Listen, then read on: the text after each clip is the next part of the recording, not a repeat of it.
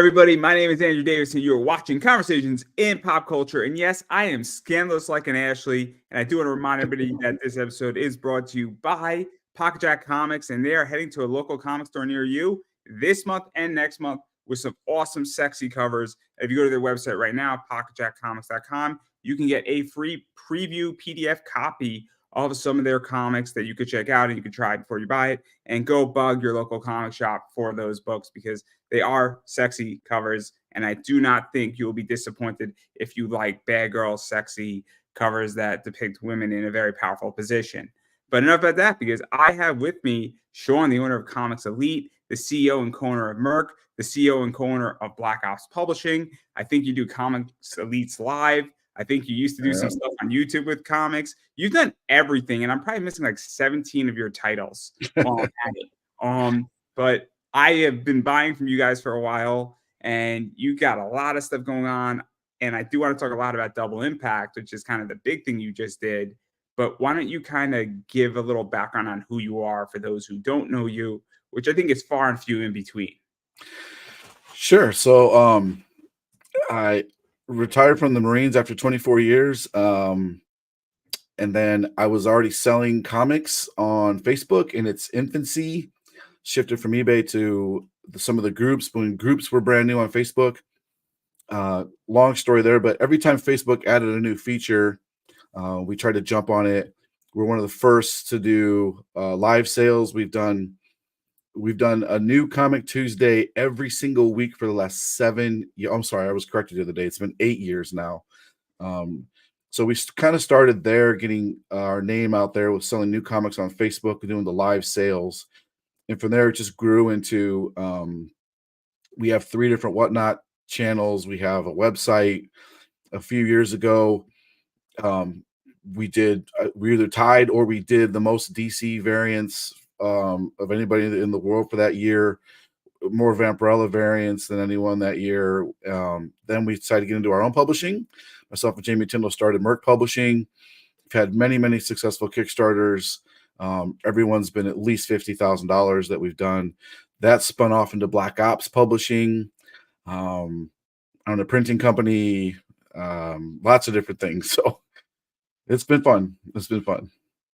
Yeah, and then obviously, for those who don't know, Black Ops does Power Hour. I think you also do Jinkies, I want to say. And then Merc does Miss Meow. Do they do the Devil's Misfits or Mishaps? So the Devil's Misfits is Jamie's personal project. Merc has Miss Meow, Death Rage, and Born of Blood, where they all were distributed through Lunar. They're all in your comic shops. You might be able to even get some back issues through there. I forgot we did a little bit. We did a thing called Legends Publishing, where we helped publish books. Right? Yeah, Guns and Angels was through Legends. We kickstarted that. That never made it to Lunar, but we did do Glopple, and that's a kid's book with Matt Cole, great title.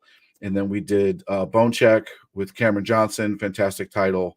So we did a lot of stuff with them. We helped. We had the privilege of doing Carnal Confessions with Sora Sung, great title there also. All came out through Lunar. And then the tidal wave, I forgot about that. I just started.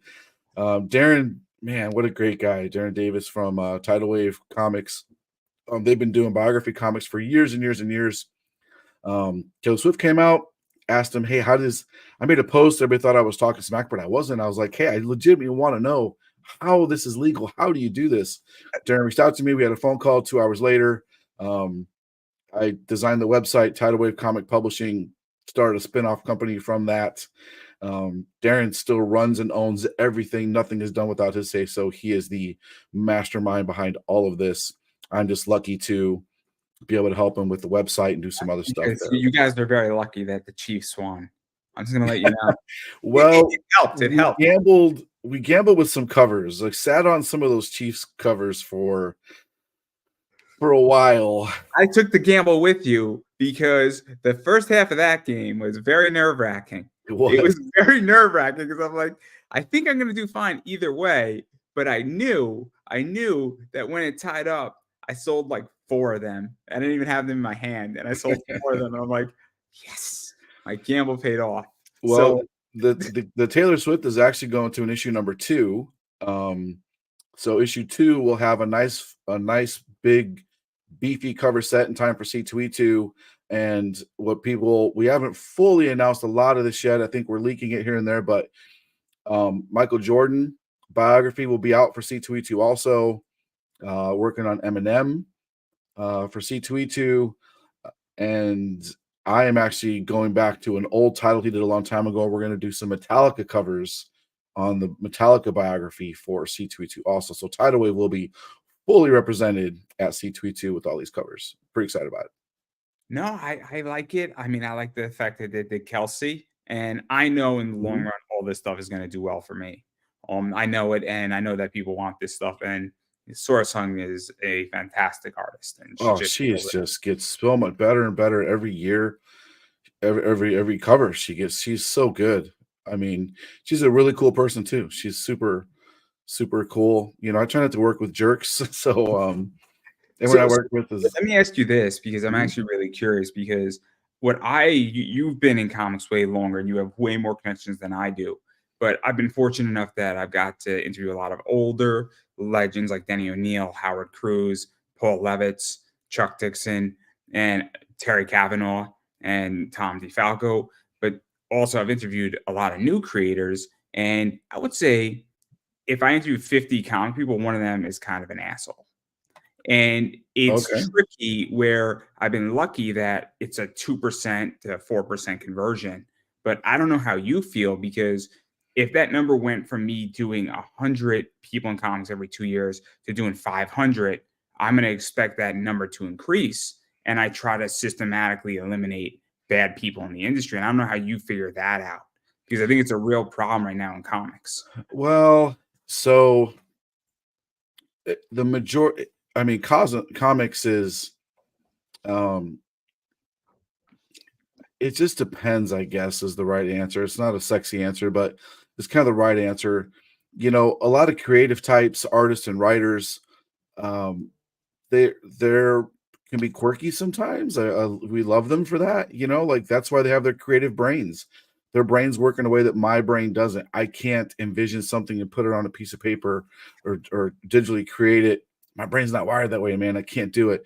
And I have mad respect for the creatives that can see that and do that and make that happen. Their brains are wired a very unique way, which is you know, they're lucky in my opinion. Good for them. The more of the jerks I've encountered have honestly, they've kind of been retailers. They've kind of been more of the jerks, because a lot of ego gets involved. You know, everybody wants an exclusive and they want their logo and their name on the cover, and they want to be the guy that has the hottest cover on the block. And I mean, we all do because we want to make money, but at the end of the day, man, nobody cares what's on the back of that cover. They just want what's on the front of that cover and what's on the inside of the book. I don't give a crap if it's who's selling it. You know, who cares if it's a Comic Slate exclusive? And those days are long past anyway.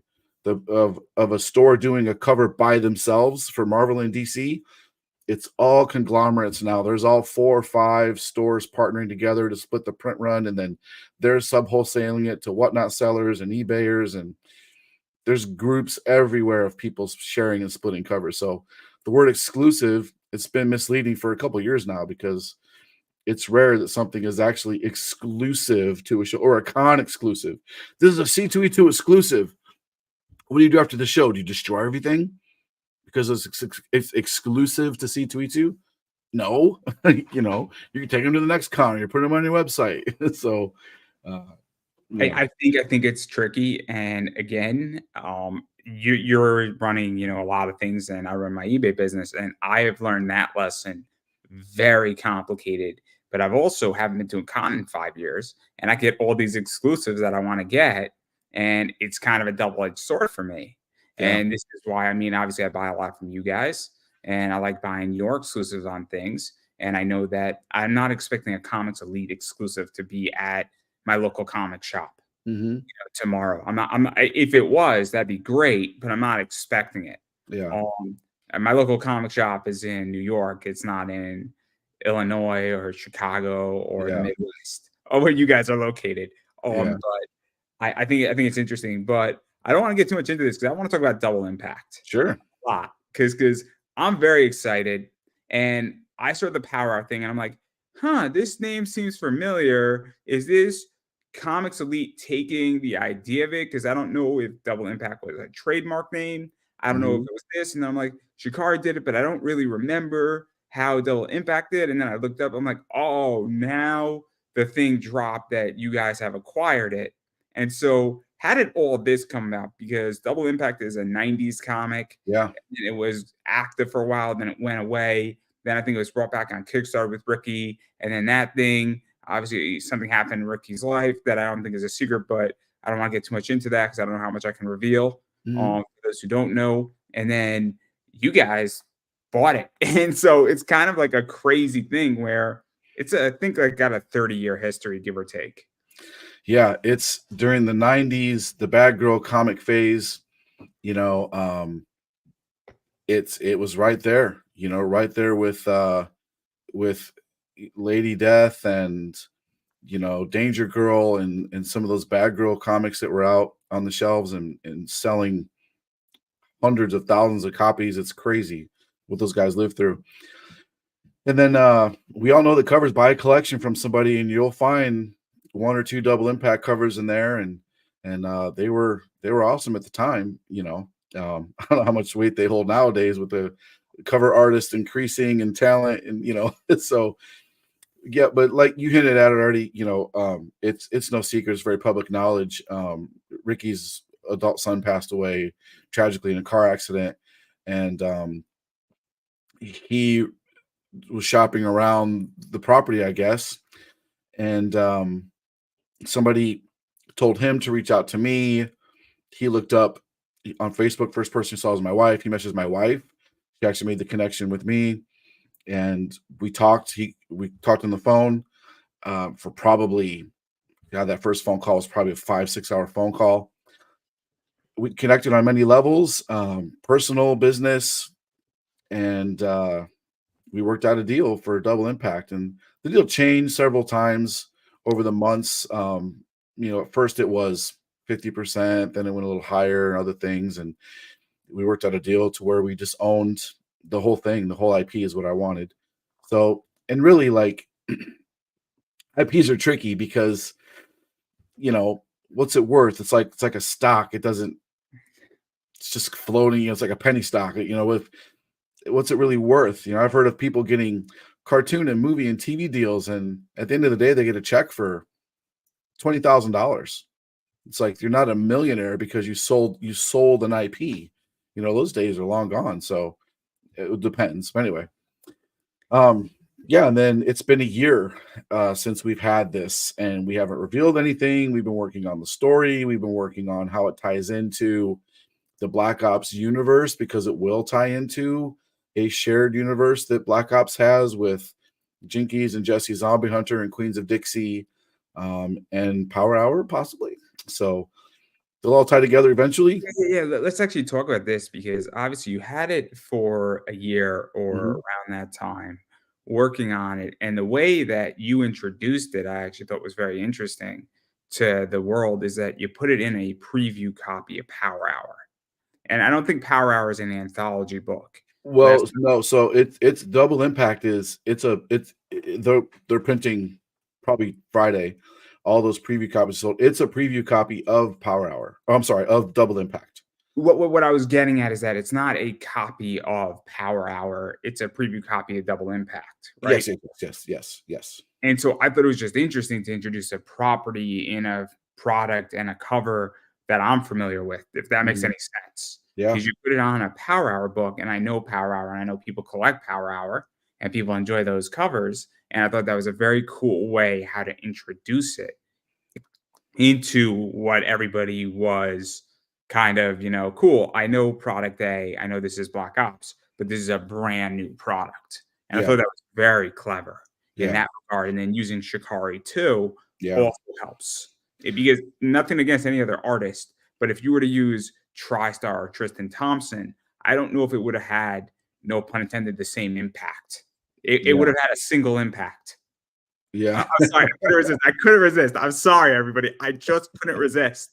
Wah, wah. Good one, good one. No, Tristan is. I mean, nobody of course, not I taking love anything away from Tristan Tristan. Thompson. Yeah, he's The comic fantastic. art, not the basketball player. Oh man, Tristan TriStar Thompson, super great guy, hyper talented. But I mean, Shikari's just he's the top. I mean, nobody is holding a candle to what he's creating now, and everybody knows it. That's why he was so sought after. That's why I fought so hard to try to get him exclusively to my companies. Why do you think I So wanted to interview Shikari? I've asked like 19 times. It's so hard. it So hard. is. Well, the thing with He's so nice about it, though. He's so nice about it. Shikari has got to be one of the nicest people. I've never heard Shikari's voice. Never heard his voice. Never had a conversation with him in person. He lives in a small island off the coast of India. He is extremely introverted. I've offered him lots of money to come to the States and come to a convention, a New York, a San Diego, a C2E2, a MegaCon, and he just talking about it almost puts him into a panic. Like he's please don't pressure me into doing this. I am not comfortable doing it. We talked about before the show started about how unique the creative mind can be. He's not leaving that island anytime soon. So he's all over social media though. He'll pop into a YouTube show. He comments on people's posts. He promotes his stuff very well. He's worked in obviously Shikari's not his real name, obviously. You can find his real name. It's out there. He's worked in the game industry for a long, long time. So yeah, Shikari needed to get the double impact. I needed a Shikari cover. And he did such a good job. Wait till you see the one he did for the Kickstarter, because that one we pulled was just for the preview issue. The Kickstarter one it's just stunning. I mean, wow. Very excited to reveal it to everybody. I'm excited. I'm excited for my copies of the preview issue with Shikari. I'm definitely keeping a set for me, and then I will flip a set because I know it's money. I know it's money, and I have no problem admitting that, and I have no problem telling you that either openly. Well, I'm selling good. your books anyway, and I mean, let's just say I do all right with most of them. I'd say Good. about 85 to 90% of the covers I buy from you guys, I make way more than I should. That's good to hear. That means people want it. People are. You're a seller. I'm a seller. I started doing the same stuff, man. Flipping books, buy it from here, sell it there for more. And it's shocking to me how a book will be going on eBay for a lot of money, and I still have 5-10 copies on my website at regular price, and people are paying double on eBay because they just want to buy it from people. They have their buying habits. They like what they like to buy. They like to buy on eBay. They like their certain sellers. They wait for them to have it. So if there's money to be made out there, so be it. It's interesting because I have a theory on this. So I'll show this book. So this is book number 1 of this. I don't know if everybody can see it. Hopefully everybody can see that. Sorry if you can't. So I have a bunch of those books, and we're going to talk about that book in a little bit later because it's interesting because everybody's going to want that book. But the thing is that somebody and my buyers know that I sometimes get really low numbers from books like Mount Olympus. I tend to get low numbers because I have good relationships with certain companies. So they would rather say, I know Andrew's going to get a 1 out of 10 out of 65, and I want a low number. So I want number 2 or I want number 3 because they think there's more value in that. And so that's something that a lot of my buyers are accustomed to. And sometimes, every once in a while, I don't get a low number, but a lot of the time I do. And so they say, cool, Shawn has a bunch of copies, but I don't know what number it is. Yeah.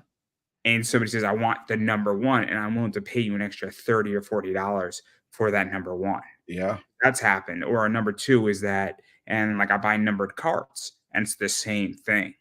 And so somebody's willing to pay a premium for a low number. Like I buy Leaf Metal anime cards, and I pulled 7 out of 95. Nice. Somebody's willing to. I pulled a 2 out of like 46. That's awesome. I kept that one for myself. But the point is that I pulled a 5 out of 95, and so he's like, "Yo, I'll pay you an extra $5 if you get me a low number." Nice. So I think that's part of it too. I mean, Could that's be. just my thoughts, but I don't Yeah, know. it could be. People want we hold our integrity very high with our all the stuff that we do. I've known the people that do, well, this is limited to 20, and then they only post 19 because they always keep number one for themselves. If if it's one of whatever, they should have an opportunity to buy those limited numbers. Everybody should have a shot to get number one or number two or number six or whatever it is. All the Tidal Wave covers, all the Taylor Swift covers, all the number 13s, they shipped. I was totally random. I didn't pay any attention to the names. Everything was pulled in order. Foil number, metal number, color number, no matter what it was, because that's, if you don't know, Swifties love number 13. That's their number. Most sought after one. They all shipped. I don't keep any for myself. Same with the number ones. I don't hold anything back. They ship. We do pH 1 through 5. If it's a power hour, and those are the publisher copies. So every cover has a pH 1 through 5. I keep pH number 1 for myself. I have long boxes of number ones, pH number 1. 2, 3, and 4 and 5, they go to the Whatnot sellers, the Facebook Live sellers. They auction them off for a premium. We don't put them on eBay because I try to let guys like you have that aftermarket. I want you to live in the aftermarket. I won't go on their day of launch and post one of our covers for cover price because that destroys the aftermarket, really. Like, I'm going to if you want to buy the cover at cover price, go to my website.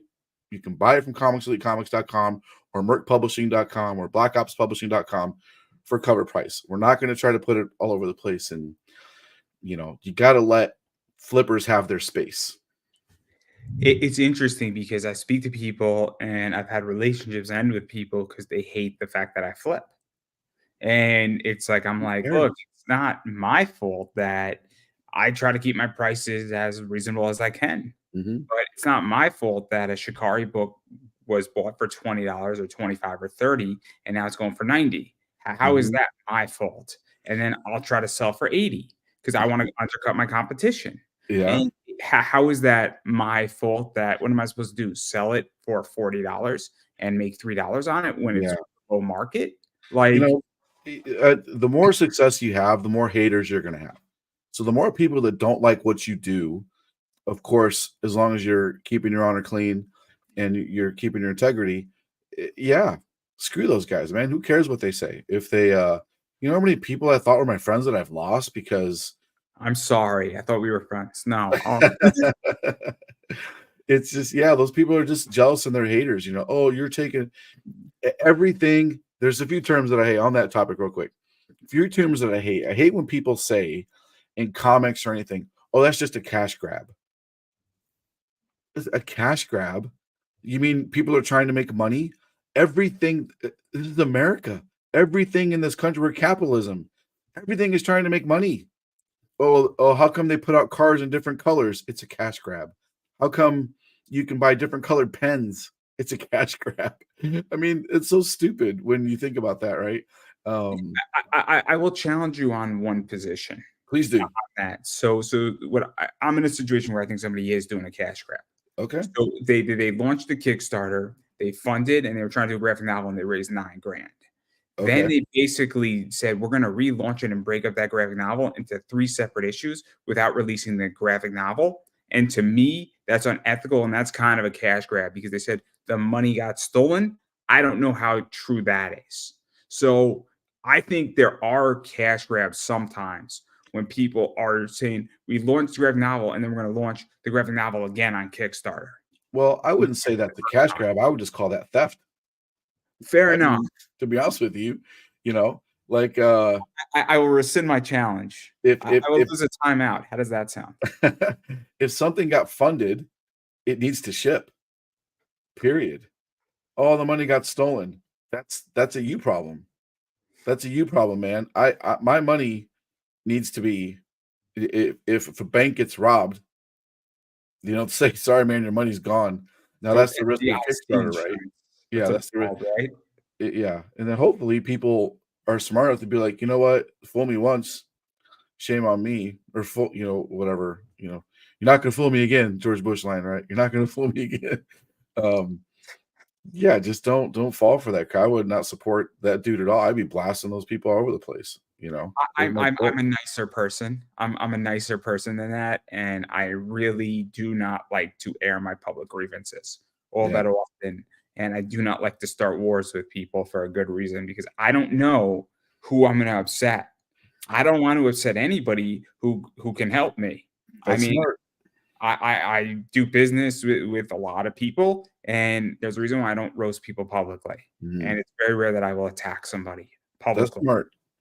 That's smart. I probably should have taken that advice a few times in my life. I Because can be I'll be honest, I don't know who you're friends with, and I don't know who other people are friends with, and if I attack somebody you're friends with, so I think I can mention Jamie. I love Jamie mhm, Tyndall, but if I attack Jamie, I don't know how that affects me buying from Comics Elite, mhm, and I do a lot of business with you, and I'm happy to buy from you on retail because I like a lot of your covers for my personal collection, and so I never had an issue with Merc, and I don't have any issue with Merc. I want to make that crystal clear. I don't have an issue with Comics Elite, but I don't know who people are friends with. And all of a sudden, I attacked the wrong person. And now I might have just cost myself $7,000 that yeah, year in profit. So I'd rather have my money.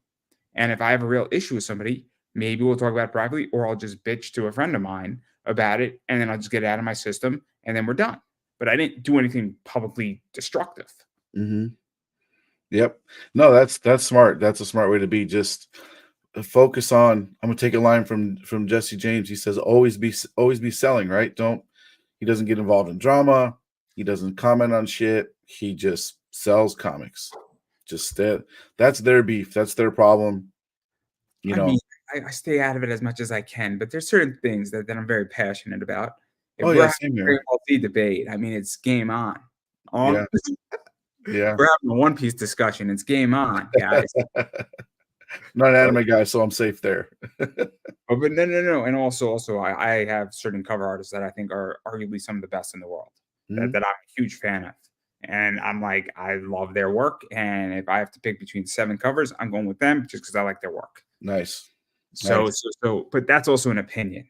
That's Yeah, not if I lose a friend because I'm a fan of Elias Chazoudis, I'm sorry. I don't know what to yeah. tell That guy wasn't a friend in the first place. you. Exactly. Yeah. But I mean, it's interesting because getting back to Double Impact though, Mhm, because what I like is that obviously I think you're redoing the whole story. You're making it mhm. your own as, Black Ops, and it's gonna be its own book. It's not gonna Yep. be under Power Hour. It's gonna Nope. be its own thing. So what is that like too? Because you get to take what's been done, but you also get to create a new fun story with certain new things in there, certain Yep. old things. And, obviously Dynamite did that with Bad Kitty. And Mhm. it's interesting when you get to kind of pay, I guess, tribute to the 90s, but also bring it to your version of Double Impact. Yeah. No, it's fun. I tell you that. It's a lot of fun. That's one of the reasons why I wanted the entire IP because if somebody even you get 51% your majority owner, you can do what you want. But if somebody owns any part of that, it just can be you're butting heads on this. They don't like that. They're going to do this. Now there's all of a sudden you're tied up in lawsuit deals and you can't do crap. So, um, it's great. The guy who wrote it, Neil Edmond, he's fantastic. He wrote Jinkies. He wrote The Devil's Misfits for Jamie. He wrote Jesse Zombie Hunter. He is the head writer at Black Ops. The guy is phenomenal writer. He also works for Storm King, so he regularly works for John Carpenter's company and writes horror titles for them. The guy's just great writer, cool guy too, cool person. So this we had a couple ideas. He took it and ran with it. Made a new character for the book too. There's 2 new characters going to be introduced in Double Impact #1, along with the girls, and it's it's super exciting and fun. Super exciting and fun. And then even going further into that too, I mean, I don't want to ruin too much of it, but it's going to be its own book. You're obviously going to be kickstarting it, and Kickstarter is, I think, amazing in a lot of ways because I think it allows for you guys do great stretch goals. Um, Yeah. And I'm going to be on the lookout for that, in which that I can't back as many Kickstarters as I would like to back. Mhm. Unfortunately, it's economics are tricky. Yeah. I need to stop buying from Comics Elite and back more of your Kickstarters. No. It's terrible. The way my day went today is I thought I had 6 months on a problem. I have 18 months on a problem. I Oh don't want to boy. get too much into it. I'm sure my Friday night will explain that. Mm. But the point is that I'm very excited for this Kickstarter because I'm very interested, and I'm probably going to be spending a good 150 on your Kickstarter for Double Impact. Yeah, it's gonna be so good. We have so many great covers. What's difficult is trying to decide what's going to be in the campaign, how are those going to be used, because I try to be very aware of people's wallets, right? Your pocketbook. If everything is super limited and everything is super expensive, that's not cool, right? So you want to have a range of things. You want to be able to have the super limited cool variants because you got to appeal to those collectors that want the limited super cool stuff. Then you got to have the other stuff that's also super cool, but it's $10, and then everything in between. Your super mega tier that gets all the things and this thing and that thing, and it's $1,500, and then you got your $10 or just a digital copy for $5. So let's actually talk about that because I'm curious how you feel about this. Is that I think there is a structure to a Kickstarter. Mm-hmm. And I'm a big fan of funnels, and I love funnelytics, and Mm-hmm. I'm a big fan of ClickFunnels, and I think it's interesting how you get somebody into your chain. And my theory, and what I try to tell people, and I did a Kickstarter for this show, and I did fund, but it was not fun to do it, and I'm never going to do it again. I would rather take a sponsorship route, way Yeah. less stressful, way more money at the end of the day. But what I try to Maybe. explain to people is that don't you want to get in somebody into your new property for $10? And then maybe the next time they come back and say, I really like this product. And now they bump up to 20 Mm-hmm. and you're growing your backer count and you're growing the value of your backer. Mm-hmm. Because I think that's how you grow. I think that's one way how you grow. Maybe I'm wrong. I don't know. But Yeah. to me, Well, you're right, man. I mean, what's your cost per acquisition? So how much are you spending to get a customer? Right. And then you want to keep that as low as possible. Once you get that customer, now you got to keep that customer by offering a quality product, superior customer service, great shipping, service after the sale. When they open up that package, they got to be happy. And then you got to re-engage those customers to remind them that you exist and you're relevant. You sell one piece of paper to one person. What else are you going to sell? What else you got? Are you just a one-trick pony? So I could go on and on and on about the theory of sales and I love they said the funnels. A lot of people don't even know what that is. It's super important if you're going to understand it. A lot of people think doing Kickstarters is it's like a field of dreams. Build it and they will come. Right? All I gotta do is have this artist and get this title and a cool logo, and my Kickstarter is gonna make a lot of money. I'm And they learning that the don't. hard way. I'm learning that the hard way. Yeah, and even if you have a campaign, let's say you make $5,000, you're broke. You don't have $5,000. Kickstarter takes a cut. If you use BackerKit, they take a cut. You got to print the books. You got to ship the books. You got to buy boards and bags. You got to pay to get the book created, which is penciler, inker, colorist, letterer, production. I mean, you got to pay shipping on getting the books to you. You got to sort through the damages, and then what's your time worth? How much are you paying per Gemini? What's your cost per board and bag? People don't know these I things. mean, we could go even further. Is that let's say you did 10,000 and you had 400 backers and each got one comic.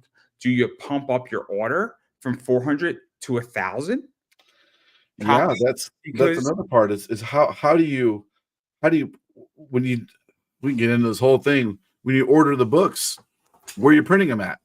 If you're doing digital, which most people do digital because they can't afford the numbers for offset.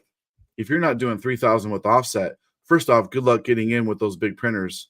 That time's all booked up with somebody else. So, you're not getting your book printed for 35 cents or 50 cents. It's not happening because you got to place an order for at least 10,000 books. And then you got to know somebody to get you time on those big printers up in Canada. That stuff's all booked in advance by the Marvels and the DCs and the Dynamites and the Images of the world. That that stuff's all taken up. You're not getting those books printed. So now you're looking at digital printing. You're looking at $3, $4, $5, depending on what you're doing with your books, on how thick they are and how many pages per book. It's a lot, man. It's a lot. And then it gets more complicated. Is that, let's say you're doing a graphic novel and you know you're going to be printing 4,000 copies. Do you go to China? I'd say right now, if anybody does a first Kickstarter as a graphic novel, what do you even? You deserve to fail. Sorry, but what are you thinking? I'm not even talking about a first one. I'm talking about just doing a graphic novel and you have 6 issues and you're putting it in, and it's your 7th or your 12th campaign. But like, my mom published a book. It's a cocktail book dealing with postcards, and the book was printed in China, but it was through a publisher. And the reason I bring this up is that if you're publishing, I mean, this is a real question, is that, well, where do you go to, print? Because are you going to go to China? Are you going to stay in the States, going up to those big printers up in Canada? And I know way less about that than I know anything else. But well, you can go to questions, right? Yeah. I mean, yeah, we've explored all those. You can go to China if you want to. You're not going to do FOC books through China. You're not going to go the distribution route. You can go direct if you order through China. However, you're going to have a lot of damages. You're going to pay a lot. Shipping's either going to take forever because you're going to put it on a boat, or you're going to pay a ton and put it on a plane. The time frame slows way down, right? Give me a sample of the book. Okay, now you're waiting for that book to be printed and shipping to China. You run the risk of, if you don't know who you're dealing with and talking to, you run the risk of your IP just blatantly being stolen. Go to AliExpress or Alibaba or some of these places, and you can order IPs of Marvel or DC characters that they don't have licenses to print those items. I've seen artist work being stolen. You can buy prints from there. It's tons of risk printing with China. I'd rather just have more control of what you're doing. Just plan it right. Know your cost up front. I mean, where I'm going with this is that it's tricky to run a Kickstarter. I ran one for this podcast, so I had only digital products.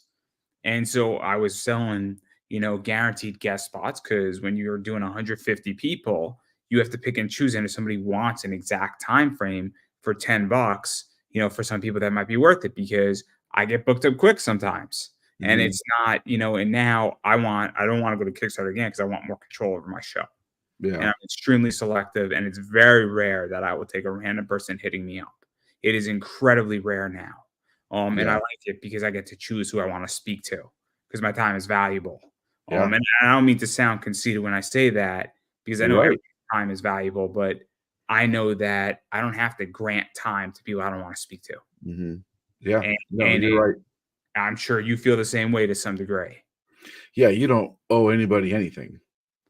I mean, some people want to come on a show just to talk about their product or advertise something for free. Their Kickstarter's failing. I need someone to back my Kickstarter or whatever. Like, yeah, people are very usy out there and take advantage of you. I have been to a point where I don't mind it being uneven. I mind it being 100 to 0. So if it's 90-10, I'm okay with that. 90% in the favor of my guest. But if you're not really even bringing 10% to me, I mean, there gets a point where there's got to be some exchange here. Yeah.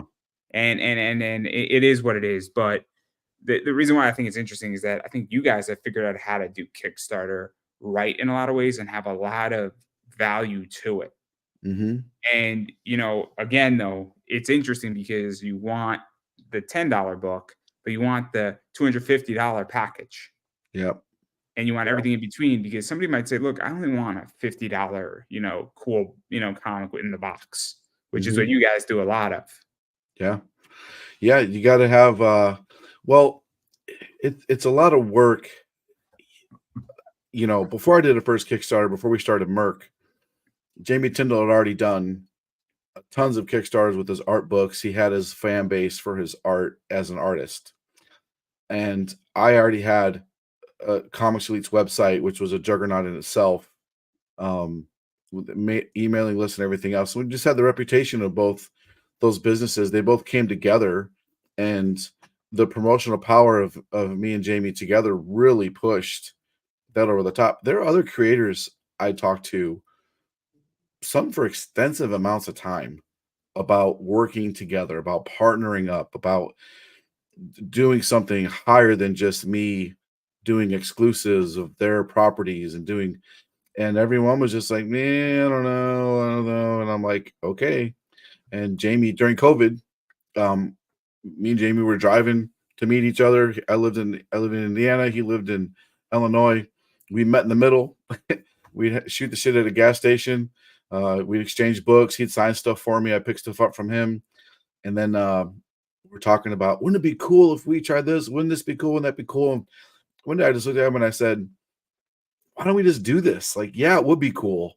What's stopping us? Like, So, there's nothing stopping us from doing let this. me ask this. Let me ask this because I have a 50-50 partnership with my Friday show. And what we do is that we stream it on both of our platforms, and his audience is coming in, and my audience is coming into his. And we're not making any money doing it, but we just decided to do it. And, I've extended other invitations to people, and people don't want to work with me. And Mhm. I'm curious why you think that is, because I understand it's fearful sometimes to say, look, I don't know how this is going to go. I don't Mhm. know Sean that well. So how are we going to figure this out? And what happens if it goes south and my baby dies? For Yeah. lack of a better word. So I get Well, that. But I I mean, also, yeah. it's the WIFM, right? WIFM, what's in it for me, right? So let's say I have a podcast or whatever I'm doing, and you want to work with me. First thing I'm gonna do is I'm gonna look at how many viewers, how many subs, what do you have, blah blah. What's in it for me?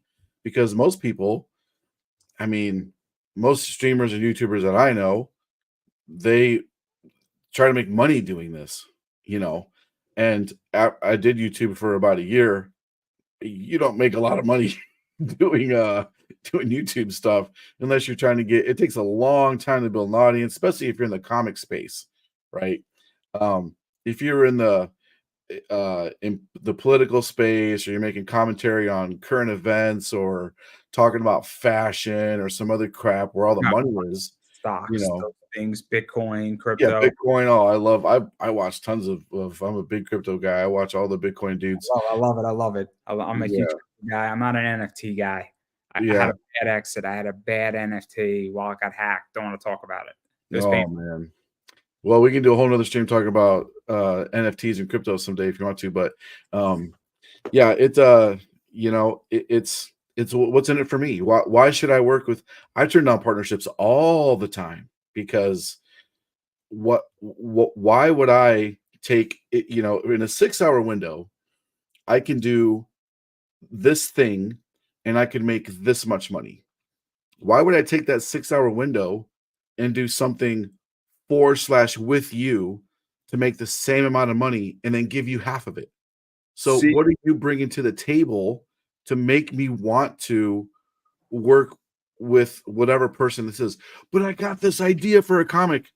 Everybody has an idea for a comic, man. I don't give a shit about that. Not to sound like a jerk, but everybody has an idea. It'd be really cool. No, man, tell me what would be really cool. It'd be really cool is if someone did a thing and they did this and this and this and this. That sounds great, man. You should do that. Oh, well, I was just telling you because maybe you would want to do that. You can just take my idea and do it. No, man, there's a reason why I'm not doing that thing. Like, you should do that thing, you know? so I mean, I can tell you why I have a partnership with my host on Friday nights. He has 30,000 TikTok followers, and he has a personality that works with me, and we feel comfortable with each other. And he can't do the show without me, and I can't do it without him. That's And cool. we're just having a good time, and we have the same sense of humor, which is 90s SNL, and we're just talking about wrestling and other pop culture events, and we're having a good time. And apparently, it's slowly working, but it Good. works. And so but he doesn't have a big following on YouTube, and he's also entering a sector that is way more in my space. So with his audience, is he's getting an expertise, and then when we stream it on TikTok or parts of it on TikTok, we're bringing in a different viewership. And so now you have an expert with somebody who has a following who's trying to convert his following into a weird position. So it's really interesting how it works. But that's the what if, right? Yeah. Yeah, the with them. I mean, good for you. You know, you're doing it because it's fun. You having fun doing it. That's step number one, man. Are you having fun? If you're having fun and you're doing it and you want to put time into whatever it is, right? You from doing your own show, talking about pop culture, to making your own makeup brand or whatever you're going to do in your life, right? If you are passionate about it and then you put time into it, and you're not an idiot business person, you'll make money doing it. It just a lot of people don't have the discipline to stick with it. So good for you for finding the dude you want to work with. You enjoy working with each other. You're having fun doing it. It's only an That's hour and a half on a Friday night, and we're both getting hammered doing it. living the dream, man. That's great. I was gonna drink anyway by myself, so I might as well. Mm-hmm.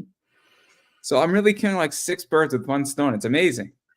That's a lot of birds. It is. It is. It's really, really complicated because we hit the first bird, then it ricochets off. I mean, Yeah, that's a hell of a shot. it's amazing. It's amazing. But Yeah. getting back to Double Impact, so obviously the preview covers dropped, which is the close-ups, which is what you guys are now known for. Then you do the full set. I only Yeah. bought the full set. I had to pick and Nice. choose, and I like the full set more. Mhm. And then you released something today, and I don't know Yep. if all of them are sold out, but it was with Rachie, or Faces Yeah. by Rachie, or Rachel Holland. Yeah. Rachel Holland, Faces Faces by Rachie. She's the most published cosplayer ever. Ever. She has more cosplay covers than by far than any other cosplayer ever has. She's every week you can see her on tons of Dynamite titles. Red Sonja, Vampirella, anything they're doing at Dynamite, Yeah, I she's mean, going to be on it. with Steph Sugar too. I was supposed to interview Steph Sugar. Nice. So that was the day that her Instagram account got hacked, like 3 years Mm, ago, and she had to rebuild it up. And we were supposed to do something, and it never happened. And if she wants to come on, she's more than welcome to come on anytime. But nice. I like Steph Sugar a lot. Yeah. I have those. I have 3 of those too. Those were 25. What was it? Freddy Cougar and Jason. Yeah. Yep. That was a fun one to do. That was fun. And then, she started doing she started doing some of the naughty covers too, which is also, kind of unique. So I'm okay pushing boundaries and pushing limits, and so was she. And we had lots and lots and lots of conversations about it, and she was okay doing it. So I treat her stuff very respectfully. You don't see that cover if it is a naughty cover. You don't see it until you get it in the mail. There's no sneak peek on the website. You can see the naughty Chikari's on the website, but This, not hers. this is what pisses me off, right? So I have the Power Hour Wonder Woman of her. Nice. And this is my issue, is that I have the regular and I have the naughty. And every time I put the naughty up, because I sometimes take it on and off eBay, she's like, could you send me a full picture of it? I'm like, no. They Just just want to no. see the cover. I'm going to say this the nicest way I could say it, and hopefully I'm not going to get you or me in trouble. I'm not going to go send a nude picture through eBay. Mhm. I don't know who's on the other end of that position. It's Yeah. censored on eBay, and I'm like, you can buy it and you can see it and look at it and do whatever you want with the book. Yep. But I'm not gonna go send a nude picture Mhm. to somebody I don't know, and I try to treat it as respectfully as I can. Yeah. I do the same thing. I don't show it. Even my wholesalers, I have a little wholesale group. Very small, very limited. If they don't buy into a cover, if I do offer it, they don't see it, period. Like, and they have very strict rules. You don't show this anywhere if it's uncensored, even on whatnot, that's all covered up. Even if she's at a booth at a convention, um, there's one cover we have that they can see, but it's under the table and they got to ask. And depending who it is, most time the answer is no. Can I open this up and look at it? No. You can buy it and then open it up and look at it. So I mean, you with those covers, I mean, you have the nice version out, and you say there's a nude version of this too, right? Yeah. So they it's not like this is in a black bag, for instance, and they have no idea what it's going to look like. There's a version of it that's out there, right? Mhm. And then there's a Yeah. nude version. So they're not blind boxing, right? No, just little strategically placed little circles in the right places. I'm asking because I'm just making sure I understood. Yeah, no, that's it. That's it. Yeah, is they see 90% of the cover. You just don't see those two spots that you really want to see. No, You I know, was asking because I think it is a good position. I just want to make sure that it's yeah. crystal clear for everybody watching that it's not like in a black poly bag and they have no idea what No, they're getting. no, they know they see the vast majority of that cover. No, no, I was Absolutely. just asking to make sure Yeah, because no, you're again, absolutely right. You're absolutely right. Yeah. Yep. so no, but I mean, because you just released that, and then even on the website, it was pretty covered up. Yeah. Yeah, absolutely. And then there's I will tell you there's two more covers, preview covers coming out before the Kickstarter. One is a Piper Rudich cover. Um, we are doing a box of this Piper Rudich cover. It's going to be limited only 100. That will be split. I'm pretty sure. Got to check the numbers. It'll be split between Comics Elite and Black Ops Publishing websites. And then there's one more cover next week, Greg Bow preview cover, or cover for the preview edition. And then all these preview editions they're already at the printer being printed. The boxes arrived today for the Shikari preview cover that we did. This box stickers arrived also. There's always a delay on some of the medals, but we're really pushing to try to get those medals up out to people. But the goal is to have them shipped to everybody by the end of this month. That way they have them in hand either before the Kickstarter starts or right after the Kickstarter starts. So they can kind of get a preview of what our interior art's beautiful. It's by Dave Santana. It's fantastic. I absolutely love it. I mean, you guys are pretty good at that. You guys are pretty fast. Yeah, we try to, I see a lot of. So the medals are usually the slowest ones. Yeah, medals are definitely And slow. I'm not attacking you. I'm just telling you to be honest that I Yeah, get it. yeah, I learned a very valuable lesson that you have to, as somebody who sells books, you got to put 40 or 50 days out on eBay. yeah. Medals are tough, and it's picking up. They're getting quicker. The metal production team that we work with, they hired more people, and they are catching up pretty quick. So it's hopefully, knock on wood here, by the end of March, I'm sorry, by the end of April, it's going to take about another 30, 45 days. We should be turning around all books within 2 weeks of offering them for sale. Hopefully. No, I feel you in which I've never printed a book. I don't know if I have a desire to do a comic. It seems so hard. It And is, man. I would much rather buy an exclusive, to Yeah. be honest. And I'd much rather be like, hey, how much would it cost for me to do a cover Miss Me Out? Be Mhm. for my own. So I'd rather do that route. And I'm using that as an example. Mhm. But I am nowhere near ready for that either. I Yeah. am nowhere near ready for that. I am a year or two out, and that's me being generous to me. That's You know what smart. That's smart. A lot of people, I've seen it happen so many times, man. People jump the gun. They jump the gun. They want to do their own exclusive. Like I said, ego, right? They want their name on the book and they have this idea. And then they realize that, I'm like, look, man, you want to, even if you do a small print run, 50 copies, 25 copies. Well, then I ask them, well, do the math. How much did you pay for that cover art? How much are you going to pay for printing? How much is a copy per book? How much does Merc Publishing charge for their exclusive program?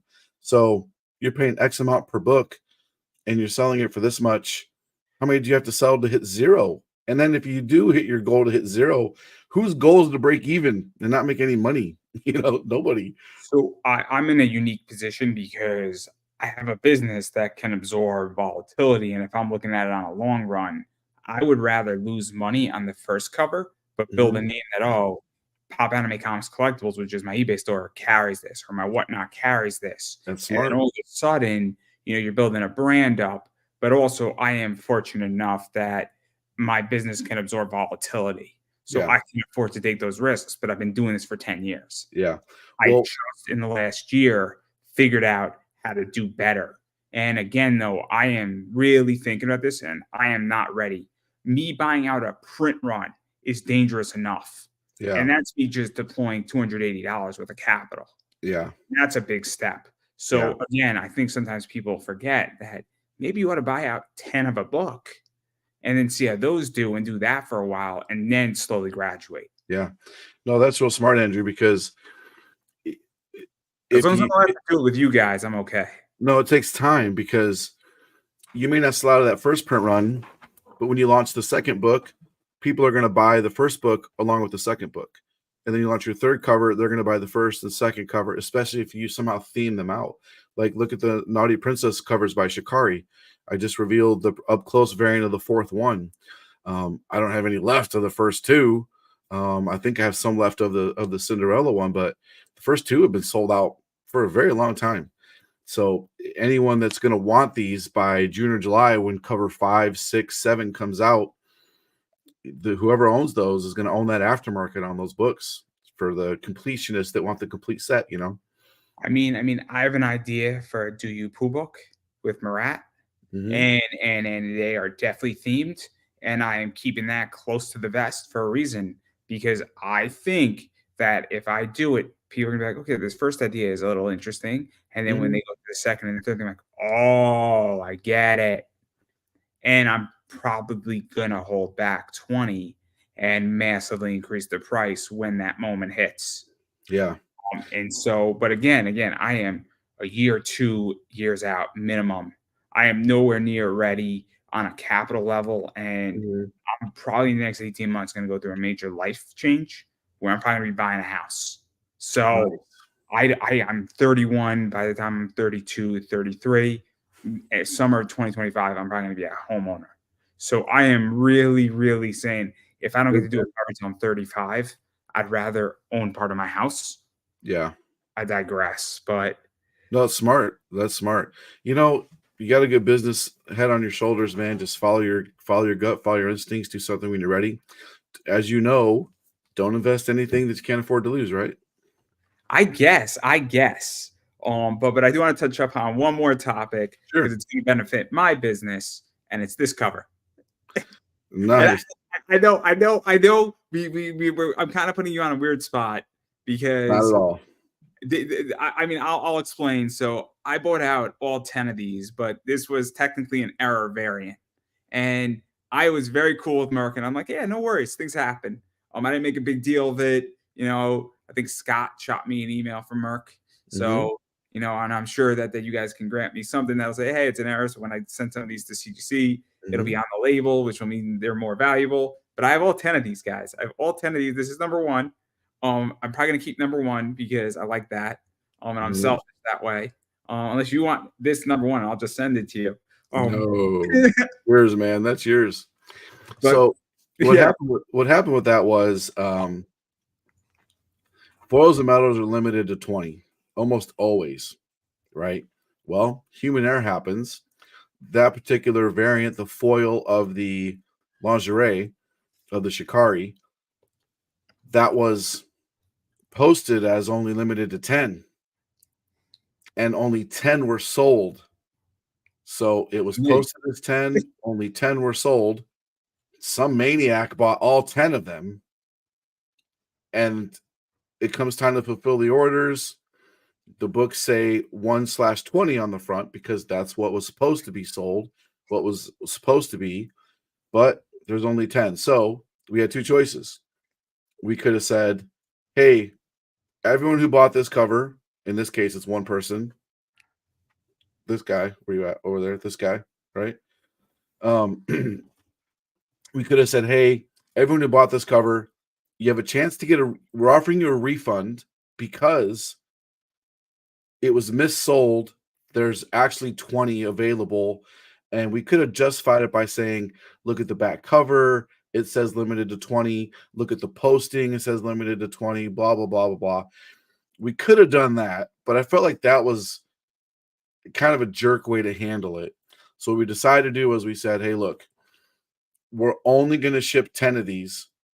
The person that bought them, whoever that maniac is that bought all of them, probably bought them all because it was only limited to 10. So we're not going to ship the rest of these. We're going to destroy them. And the 10 that were sold are going to go to the person. We're sending them 1 through 10, and 11 through 20 are not going to make it out. So you happen to be the guy that bought all 10 of those. So congratulations. Congratulations, and we're sorry. And congratulations again. No, I was cool with it because I got because I thought about it, and I thought about it for like 20 minutes. I'm like, you know what? It's not that big of a deal. And all I need is just like a letter or some, thing that I could put into the eBay description or talk about on whatnot, and like print out something that says, hey, this is the deal with it. And it's kind of a weird book now, and it's an error. And I'm like, this could be a little bit more valuable or a little bit more interesting. And I still have the whole control over the book. And so that was my thoughts. And I'm like, this is interesting, but I do need to explain it now. But I didn't like, I was, because it is weird because I don't want to be a dick. Like, I hate to say this, like, because this happens sometimes where somebody prints out a book and then they just keep printing out the comic and the cover A over and over and over again. Yeah. And the whole point of having a limited 1 to 10 or a limited 1 to 20 is that there's only 20 of them in the world. Yeah. Like, if you guys printed out 10,000 copies of this, I'd be pissed. So would I. like, you'd be upset for a different reason. Oils are expensive. if all of a sudden this was in Lunar, this cover, I would be upset if this was in previews. Yeah. I'd be like, wait a second, like the value of the book is diminished. Or even if, like, this is obviously a foil and that's what makes it cool, but like if all of a sudden foils like this were in Lunar, like in previews, I'd be like, what the hell? Yeah. So no, we'll never do that. We are doing a thing. I'll tell you something that we are doing. Here, I'll show this to you real quick. So I don't know if you can see how well you can see this, but this is the sorcery cover. You probably can't see it too well, but there's see the texture on there? Yeah. I mean, I see some texture, yeah. It's when you see it and feel it, those are raised little bubbles on there. It has a leather. This is the printer proof, the printer sent me. It's called a leather variant, is what they're calling it. It's this raised paper. It's not actually leather, but it has a leathery feel to it. So we're going to do a vault edition of some of the best-selling covers, but it's not going to be this cover. It's going to have a frame around it. It's going to say vault edition underneath of it, and they're going to be limited to, on the back it'll say limited to 50. Is it like a Zenoscope showcase? Exactly. Because I just run in 12 of those, and they're beautiful and they feel funky. Actually, these don't feel funky because they're these silver hollow foils that Zenoscope did with custom showcases, and I had a 50% off coupon. So when you're buying a showcase that's $50 for 25, there's a lot of money to be made. But most showcases have that architecture like vibe to them and feel heavier, and it's clean paper, and you're buying a premium book, if that makes any sense. Because I would expect your vault book to be a premium book, right? Yeah. Sorry, it's I'm 50 and I'm old. Yeah, it's gonna be a vault showcase book, exactly the same thing. It's gonna have a unique feel, look to it. Very specific number printed, low print run. I'm not trying, like you said, I'm very aware of the print runs of the books, how those covers exist. I'm not going back and doing. People have asked me, why don't you do a lenticular variant? Why don't you do a glow in the dark variant? Why don't you do a prism foil variant? And I'm like, look, there's a reason why the back covers are very specific. The back cover of this has exactly the variants that are going to be of this cover. We're the only ones that do this. There's other companies copying us now, but we're the only ones that put the exact print run on the back. If you look at the back of that, I know you've never opened it up, but on the back of that book you have, the Miss Meow, you'll see the cover gallery on the back, all the covers that are on there, how many were sold, what they're limited to. It's all on the book. Now, the leather will be very specifically different, and I'm aware of the fact that that's not on the initial back of the book, but that's why I don't go back and do a glow-in-the-dark variant and a 3D variant. Let me ask this, because it irks me when people go back and they challenge and break, I guess, print runs, and they Mhm. change ratios. And you understand this where because you're running because you just don't sell your books. I mean, you sell Marvel, DC in your Yeah. store, and you sell indies, and you understand ratios like a 1 to 25. Yeah. And my understanding, and correct me if I'm wrong, is that for every cover A, all 25, you get one of the 1 to 25. Is For my any understanding. yeah, any cover you buy, it doesn't have to be cover A. Any cover you buy, if you buy so 1 in 50 and you buy 10 of A, B, C, and D, you get I the was ratio. simplifying it, but point well taken. But essentially, it's whatever. If you buy 50 of a book and it's a 1 to 50 ratio, the 51st book being printed is that ratio. Is Yes, the sir. theory right? Yes, sir. Exactly. So all of a sudden, if you have a 1 to 5 on your Kickstarter, but you now printed a bunch of cover A's and you keep adding more and more cover A's and you don't differentiate between first, second, third print, you're changing that ratio number. Mhm. And I can't value your book in a fair position if I don't know your numbers. Very I'm a correct. numbers guy. I run my business a certain way, Yeah. and it makes it complicated in a lot of ways. And this is so I don't really feel that if you do an unlimited 50 archive leather, you know, vault book, that's a premium book, that's challenging a ratio variant. The same way that if you're just going to print every single variant all the time, there's companies that do that, which Yep. means that it's great. But if you just click a button and order 40 copies of a book, I mean, say unlimited variant. Yeah. No, you're absolutely right, man. You can't just keep or even recoloring a book and doing it. Now it has a blue background, now it has a purple background, now it has a green background. It's like, come on, man. Like, move on Right. to the next cover. Don't keep going back to the well on some of those. Like this right here is a one of one. So this book will never be reprinted by Stupid Little Monkey. Yeah. And that makes this book very desirable. And I have no idea what this book should be priced at. Yeah, it's tough. Um, but I like it. It's a personal book, and Mhm. it cost me $40. It was on Whatnot. So I took a $40 risk. But my point is that I don't know what that should be priced at. But Yeah. they're never going to put that on another book, Yeah. That's and that's great. very good. And I think it's very important if you say, "Hey, I'm never going to put that into on a cover." Now they might do a collection of their Mhm. covers, but that's not challenging the value. That's just allowing everybody to have a nice hardcover book Yeah. with an image in there. So Yeah. No, I agree, man. You're absolutely right. We think the same way a lot of this stuff. You can't you can. It's bad business, so you're gonna lose customers and lose fans if you devalue your own product, you know? Simple as that. So yeah, it's good. and Smart. then yeah, what were you saying? I'm sorry. No, that's just good thinking. It's smart.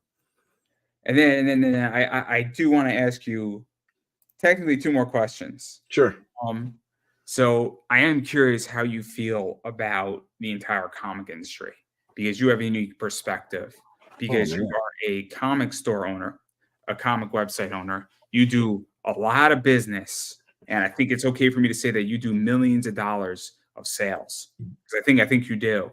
You do way more than me on that front. I am doing very low 5 figures, maybe mid 5 figures a year on eBay, which is perfectly fine. We all start somewhere. I'm very Yeah, good happy deal. where I'm at. But and then obviously you also run a few publishers and a few massive creator outlets is a good way to put it between Merc, Black Ops, some legend stuff that you were doing Yeah. and being involved in somewhat tidal wave as well and assisting them. So you have a unique perspective on both sides of the aisle, which makes your opinion unique, I feel. Man, that's a great question. So the industry as a whole, you know, there's so many different sides to the industry. The people that live and die by the FOC books, Marvel and DC, and they're Lunar and Penguin and Diamond, and they're ordering books every week. They're a different animal, really, than people who are self-publishing. They're different than people that are doing small exclusives on Whatnot or whatever. Like, it's really different universes. But the best word that comes to mind is the industry right now is very exciting. because I think we're in the middle of a shift. I really do. The Marvel and DC exclusives, in the past, you would see 1 or 2 stores sharing an exclusive. No secret, the print runs are 3,000 copies. I don't 3,000 care, and 1,000 for the Virgin. 3,000, 1,000. I don't care who you are, it's almost impossible to sell 3,000 copies of anything as a retailer, especially for $14.99. But now you're seeing 5, 6, 7 stores partnering together to share a print run. And then they're still not breaking even until a month later after they sold the book. So there's a huge shift, and self-publishing is taken off. Look at it really is. But as you said earlier, excuse me, people are also learning that comics it's hard. It takes work. Some of the small fly-by-nighters, they're looking to make a quick buck. They've all kind of faded away, really, and good riddance to some of them. They're not helping the industry any. But if you're willing to work hard and have good ideas, good business practices, willing to make mistakes, pick yourself up, learn, continue to grow, it's a very exciting time to be in the industry because the potential, it's everywhere as long as you're creative and you have a good business brain, on your shoulders. So it's exciting. Fair enough, fair enough. In which you have a way more positive outlook than I do, and several of the other people that I speak to. So it's actually refreshing. I'm not gonna lie, it's very refreshing. That was not the answer I was expecting. Well, So I'll address something else real quick too, man. So, I hear the people that say the comic industry is dying and stores are closing and Marvel and DC suck and nothing sells anymore. If one thing doesn't work, try something else. The publishers do it. If Ultimate Spider-Man, one of the best Spider-Man stories out there in years, they finally got it right? I can't sell a Captain Marvel book for the life of me, but Ultimate Spider-Man is blowing up. Thundercats is blowing up. Transformers blowing up. So the publishers learn just like anything else. So somebody that complains about the industry, the state of the industry, what I tell them is you're complaining about your one small tiny perspective. Sales are down, this is dying, things aren't happening, blah blah blah. Look at Thundercats, number one. Look at the sales numbers on that. That was crazy how much they sold. How is a dying industry going to support an 80s cartoon property? The answer is it's not. So it's not dying. People are they're not being creative sellers, right? They're not doing like what you're doing, is finding hot products that retailers are selling and flipping them on different platforms for a profit. You probably made more than the average comics, than half of the comic shops in the country. You probably made more on your eBay store than they did last year. I hope. I'm just saying. So, I always take that with a grain of salt when someone complains. One of the first thing I want to say to them is, well, what are you doing? No one came into my store today. Did you go live on Facebook? Did you make a post? Did you go live on your Whatnot account? I don't do Whatnot. Why? Because you're an angry, grumpy old man, I'm trying Whatnot, and my first 2 shows are not great, but They're not. I'm trying. It takes time, man. But good for you. You're, like I said earlier, you're willing to work hard. You're willing to make mistakes. You're willing to pick yourself back up, dust yourself off. Sometimes there's 3 people in the room when you're talking. You got to pretend like you're on a stage full of 100,000 people because you're entertaining those 3 people. WrestleMania on my show and all this stuff, and I'm having a good time. And I'm taking the approach of that. Look, if I don't even sell anything for 6 months, at least I'm producing an hour worth of content on my Friday night. Yeah, there you go. And you know what is? And what's crazy is that I'm selling a book for $40 on Whatnot. It's sold for $60 on my eBay store. There you go. Somebody explain this to me. Yeah. I'm happy to sell you the book cheaper on my Whatnot. Nobody's there. And and I'm like, great. I'm like, okay. And different markets, man. Different markets, but again, I find that the people are complaining. It's like, great. What are you doing? I think you said it really well. And I'm like, great. What are you doing, my friend? And then like I mean, a bunch of people are complaining, asked me to pitch you their books. And I'm like, I'm not gonna go do that. Like, and nothing against those people. I'm like, I don't think those books are complete books. Like, Yeah, that's I'm not funny. I'm not about to pitch somebody a book that I don't think is a good fit, or I'm not about to stick my neck out with something that I don't think is a good person, an attitude. And Yeah, maybe I'm wrong, and maybe you get along with half these people that want their books and but like in your stores and working with you. But I'm like, I don't know, man. Like the attitude's part of the problem too. exactly. It's the attitude. You can be yeah, it's the attitude. It's how do you approach a situation? If you want to be a lazy seller and just jump up and down in front of the camera and scream, "Let's go," like what the hell are you doing? I've pitched and I've explained to people, say, hey, here's what I think you need to do is that you run 3 campaigns a year. What are you Mhm. doing the 4 months in between? Are you releasing a limited 100 print run? Are you doing this? Are you Exactly. doing that? Are you, building, stuff that's only con books that you do a 50 print run and only sell it at cons, not anywhere else? Are you building whatnot products that are only available on whatnots? You know, Exactly. Are you are you innovating? Are you being creative? Are you thinking outside the box? Or are you just sitting there complaining? You Or know? yeah, are you gonna I mean, I've said to people, "Would you like to do a cosign with me?" Yeah. Where I don't wanna pay for your merch, but I'll sell your merch and I get a percentage. And so if shipping is $10, whatever it is, shipping is excluded, we'll charge the buyer, but maybe, what is you grant me 25 bucks, and if I sell them for 45 bucks on eBay, I get 20% after fees. Yeah. And all these people just don't want to do it. And I'm just like, great, because I don't want to put capital into your thing and I want to mitigate my risk. Yeah. Yeah. And then what's your time worth? Like we kind of talked about a little bit earlier. Why would I take all this time and energy to make X amount of money and instead take the time and energy, make X amount of money, but give you half or give you 75%, unless it's a superior product or I just need the product. I don't mind making 20% if I don't have to lay out any cash. Because that's the key for me is that I'm getting product and I'm getting 20% for just selling your book. And to me, that's an idea position. Are you writing that idea down? No, I got a message from somebody real quick. But like that's how I feel is that I don't mind making less money if I don't have to put in as much capital. Yeah.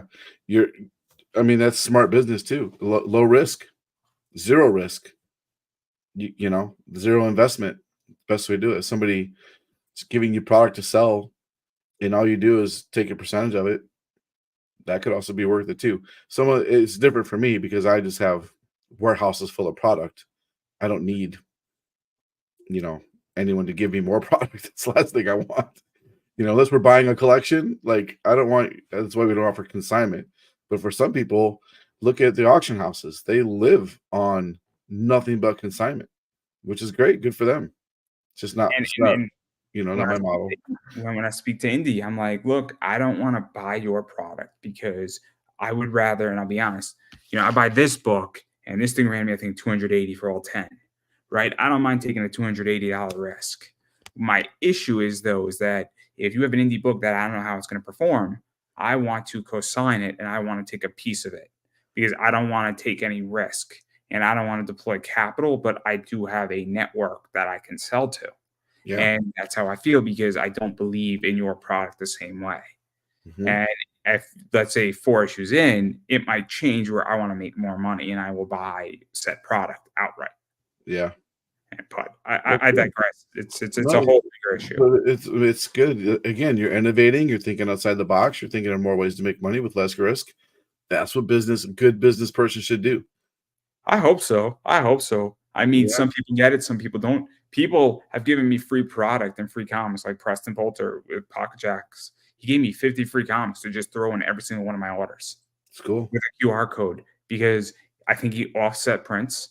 So he made the determination that it's more valuable for him to give out issue 4 of White Lily, Hmm. not issues 1, 2, or 3, but give out issue 4 with a QR code because guess what happens? Somebody gets a free comic that they're not expecting, saying, "What the hell is White Lily?"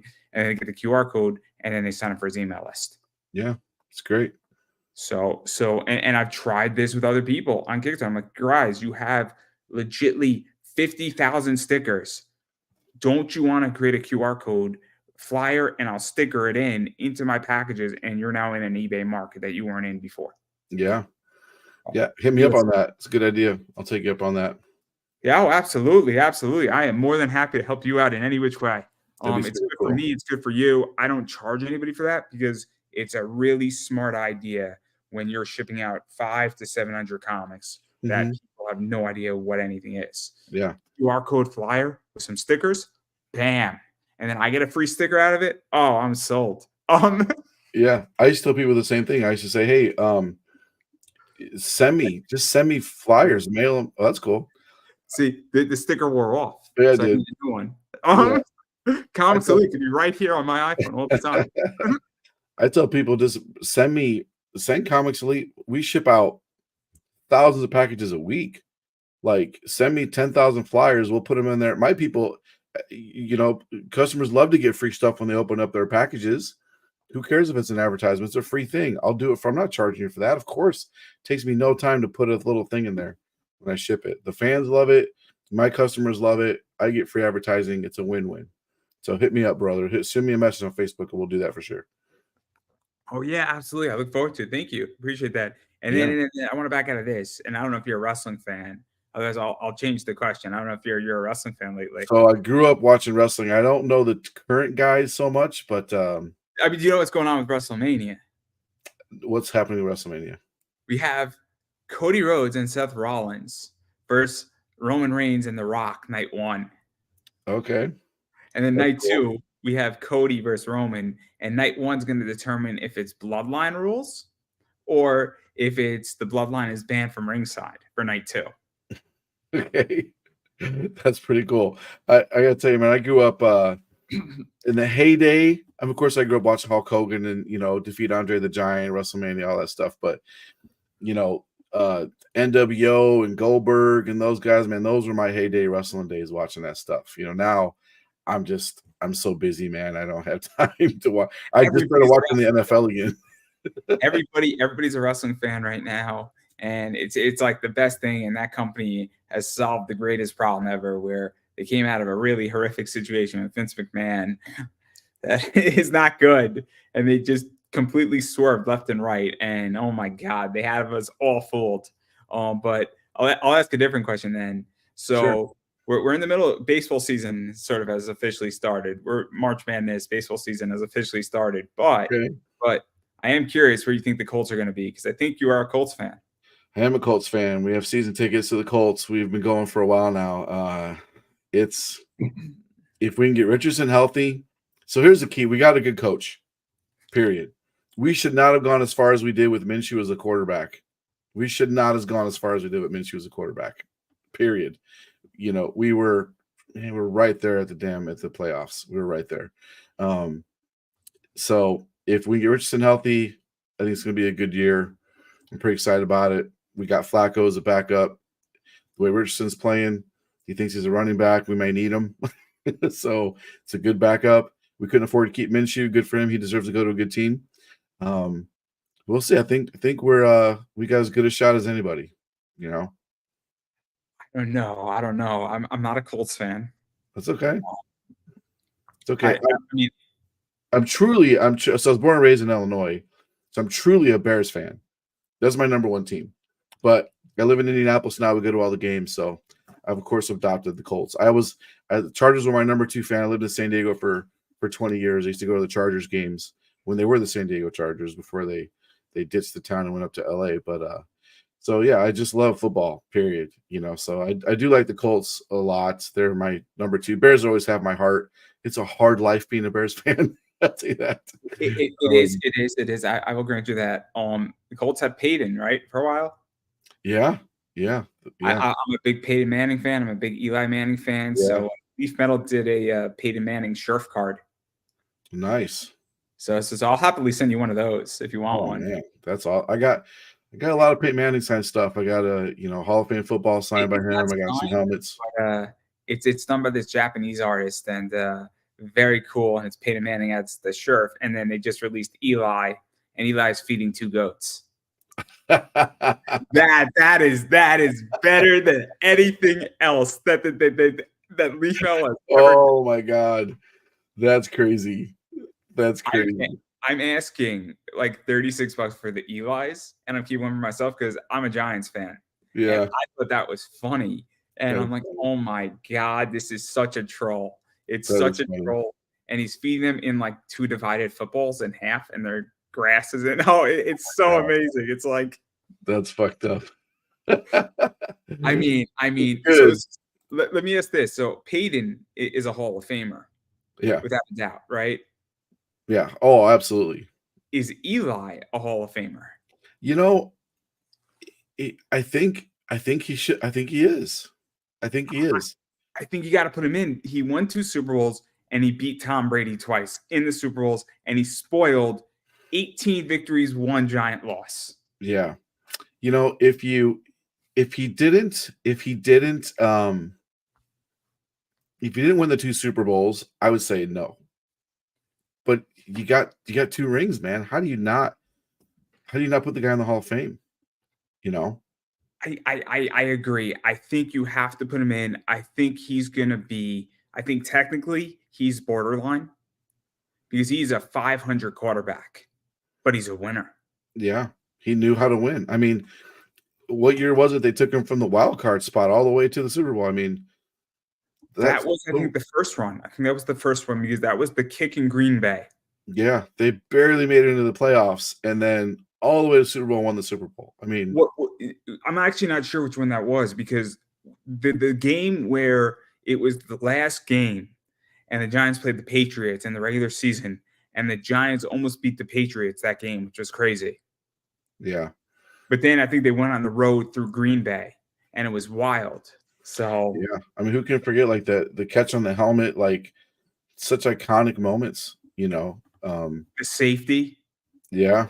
games, Yep. whether they sacked Brady in the end zone, and then Yeah. once that happened, the game was over. Yeah. Once that happened, first play, the game was done.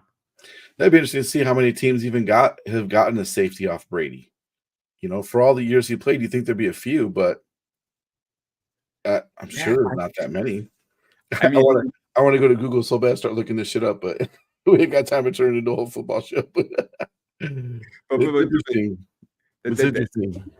But again, I'm a big football fan, and I know the Giants are going to be pitiful. I know they're going to be pitiful. I think you get rid of Daniel Jones, and that's what you got to do. I would have Yeah. rather kept Tyrone Taylor, I think it was, and Tommy DeVito, and I think the Giants would have been better off. And I think that they should have bumped up Saquon to 45 for 3 years. He went to the Eagles, and I think that was the mistake. Is that great, guys? Just eat the fat on Daniel Jones and move on. Yeah. Yeah. Well, you know what's interesting about the year is I played fantasy for years, man. I was a huge fantasy football guy, and I just once I started the businesses, all fun went out the window for years. And I'm starting to have fun doing other stuff outside. Don't get me wrong, I have fun doing comics, but doing other stuff besides comics again. So it's interesting for sure to see, you know, by week 4, all plans are out the window and the teams are different, and then the trade deadline hits and you know, who would have thought your team would be where they are? You know, I mean, how many teams come alive even in just December? They suck during the year, and then all of a sudden in December they start playing good, and then the planets align, they make it to the playoffs, and you're like, who's in the playoffs? Like, how did they get here? Like, you know, Let's just say that the Dolphins learned a very valuable lesson why home field advantage matters. oh yeah, oh Because yeah, Dolphins do not play well in snow. nope. Oh, that I love that joke. I'm sorry. I love that joke. It's true though.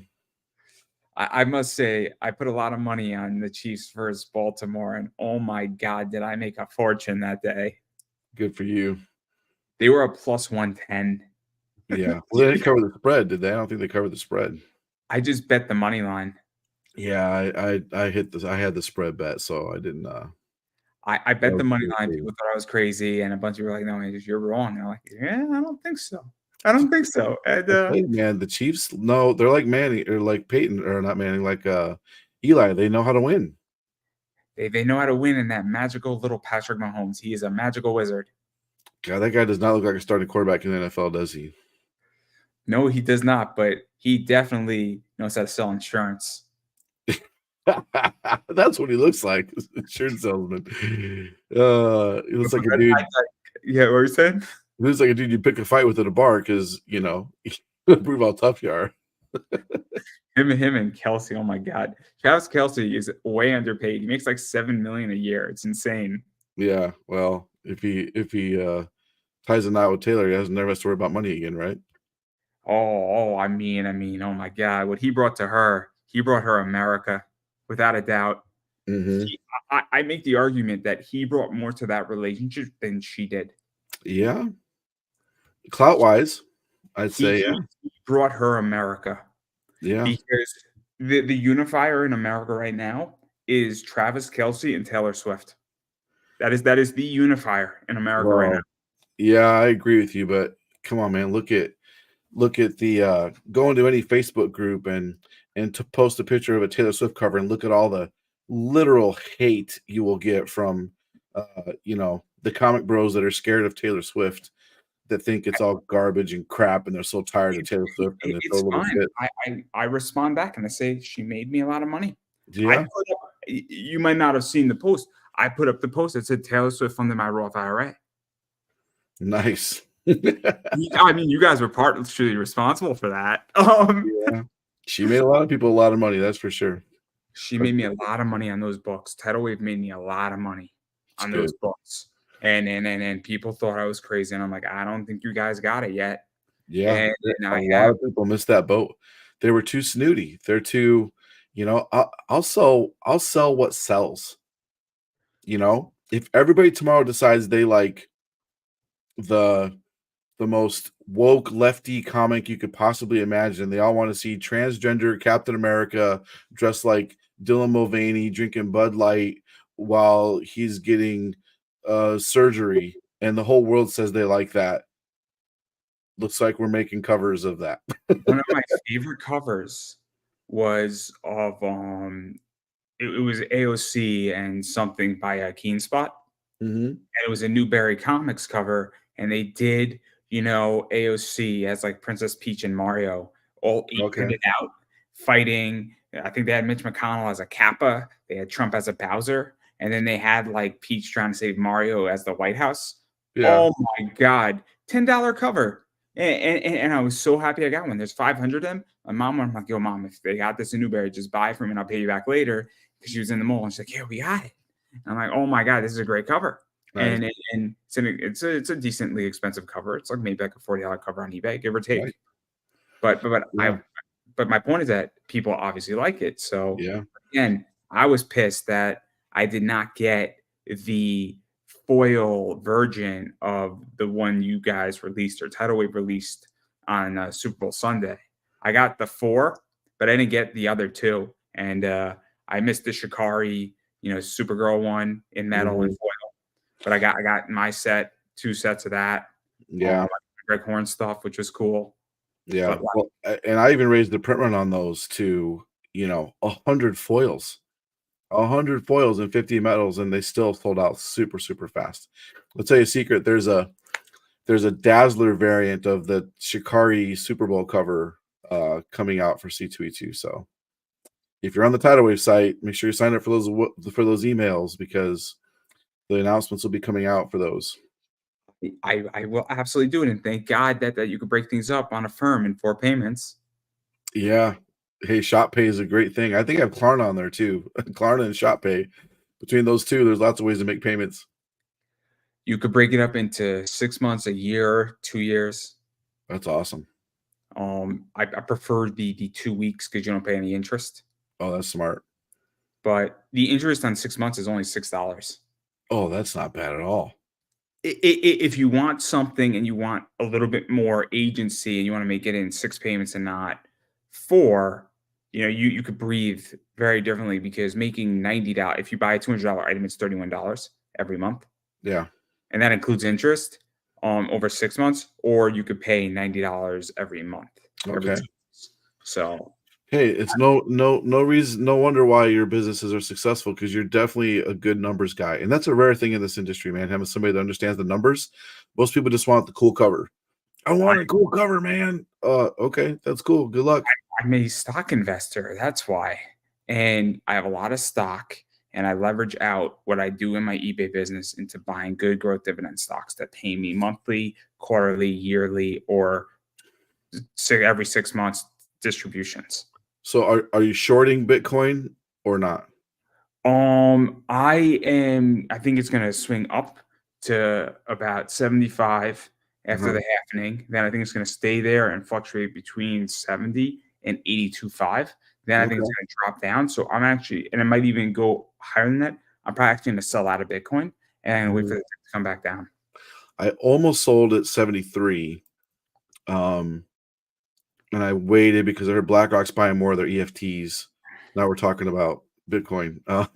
But I almost sold at 73. I'm glad I didn't, even though it's currently at, I'm looking at it right now, it's currently at But 67 yeah, right now. So I'm glad I didn't. ETH is way up to 35. It's the highest it's been in a long time. I got a I have bunch of more SHIB. Ethereum than I have Bitcoin. I have very little Bitcoin considering, but I mean, I'm up like 12,000%. Yeah. Yeah, everybody's way up. You cannot. I got a little bit of Sol, I got a little bit of ETH. I got way more Bitcoin because of the halving coming up.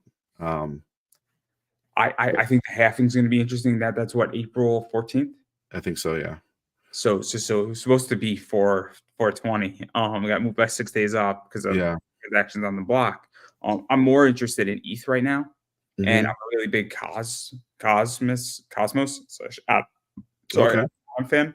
And then I am a big Immutable X fan Okay. because Interesting. I like gaming tokens, and then I'm also ICP heavy. Okay. Wow. Yeah, I Okay. should look into some of those. I had some of the gaming tokens. I sold them during So what do you use to buy your crypto? just Coinbase cash. Because I use Coinbase, and what I love about Coinbase is, and the reason why I accumulate a lot of this stuff is that I've been on Coinbase for like 7 years, and so I've got all this free stuff and the learn stuff, and then I just Oh, take the that learn stuff, yeah. and then I just convert that in. But all of a sudden, when you've been doing it long enough, you get like $600 over the course of this stuff, and then you convert. Nice. But like Nice. Cosmos slash Adam pays 9.22% every week. Wow. On with Adam? That's Yeah, some of the biggest staking I've seen. That's nuts.